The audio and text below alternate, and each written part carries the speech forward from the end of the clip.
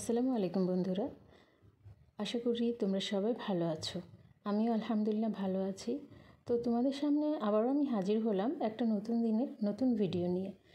আশা করি তোমাদের সবার ভালো লাগবে ইনশাআল্লাহ। আর যদি ভালো লাগে তাহলে অবশ্যই তোমাদের মূল্যবান কমেন্টস আমাকে করবে, যেটার জন্য আমি অধীর আগ্রহ অপেক্ষা করছি। তো এখন আমি শুরু করতে যাচ্ছি আমার উনার কথা দিয়ে। আমার উনার মেহমানদারি করা খুব পছন্দের একটি অভ্যাস। উনার এই বিশেষ গুণটা আমার খুবই ভালো লাগে।